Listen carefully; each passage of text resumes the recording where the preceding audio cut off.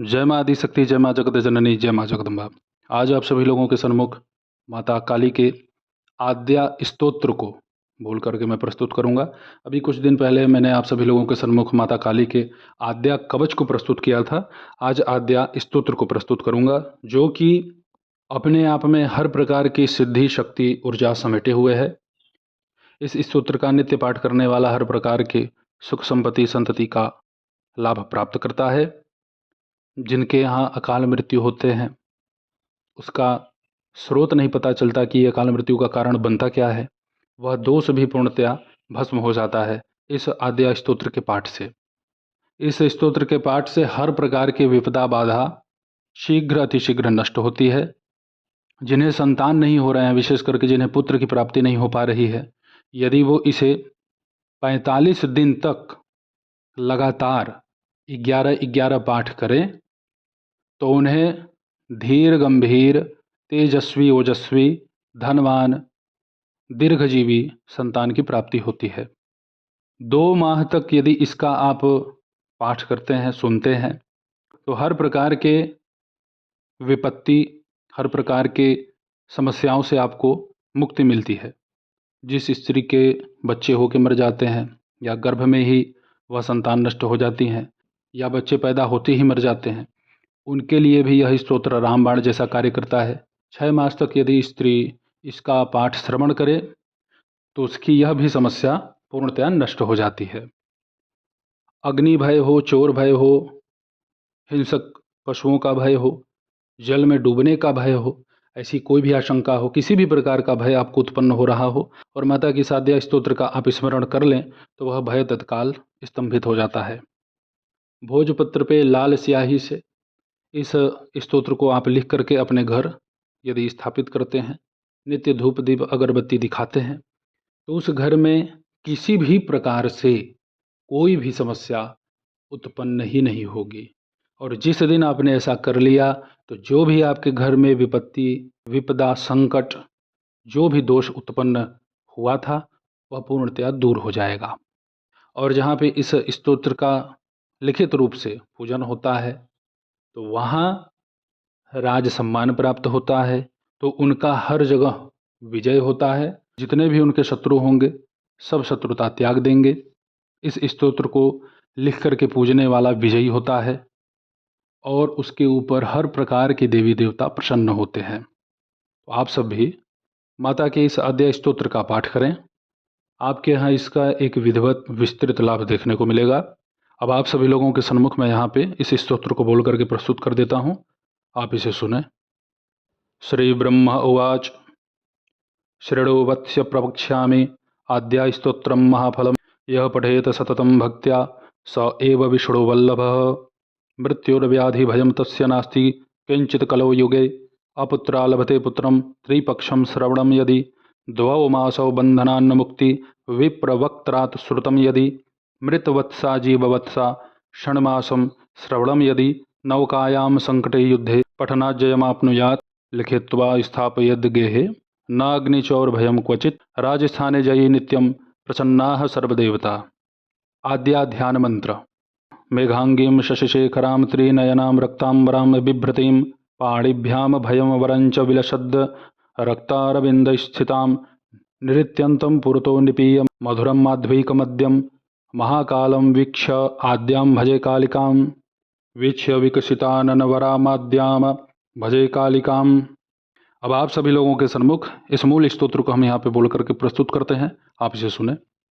ओम ह्रीं ब्रह्माणि ब्रह्मलोके च वैकुंठे सर्वमंगला इंद्राणी अमरावत्यामविका वरुणालये यमालये कालरूपा कुबेर भवने शुभा महानंदा अग्निकोणे च वायव्यां मृगवाहिनी नैऋत्यां रक्तदंता च ईशान्यां शूलधारिणी पाताले वैष्णवी रूपा सिंहले देवमोहिनी सुरसा च मणिद्वीपे लंकायां भद्रकालिका रामेश्वरी सेतुबंधे विमला पुरुषोत्तमे विरजा औड्रदेशे च कामाख्या नीलपर्वते कालिका वंगदेशे च अयोध्यायां महेश्वरी वाराणस्यामन्नपूर्णा गयाक्षेत्रे गयेश्वरी कुरुक्षेत्रे भद्रकाली वज्रे कात्यायनी परा द्वारकायां महामाया मथुरायां माहेश्वरी क्षुधा त्वं सर्वभूतानां वेला त्वं सागरस्य च नवमीं शुक्लपक्षस्य कृष्णस्येकादशी परा दक्षसा दुहिता देवी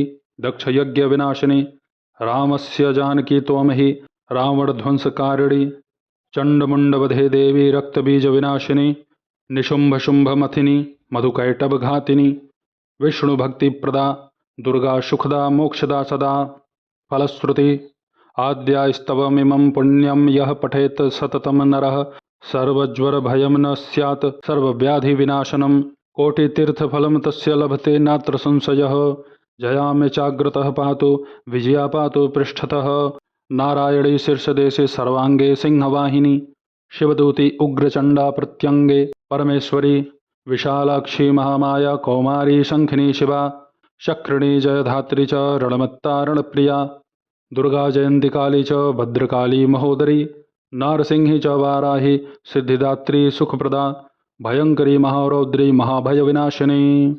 ओम नमः आद्यायै ओम नमः आद्यायै ओम नमः आद्यायै। ये आप सभी लोगों के सन्मुख हमने माता के इस अति शक्तिशाली तीव्र तीक्ष्ण फलप्रद आद्या स्तोत्र को प्रकट किया। डिस्क्रिप्शन में आप सभी लोगों को यह उपलब्ध हो जाएगा, आप वहाँ से इसे देख सकते हैं। माँ की कृपा से हर प्रकार के जटिल समस्याओं का आपके जीवन में जो भी बाधा जो भी विपदा बनी हुई है वह सब माँ की कृपा से दूर होगा।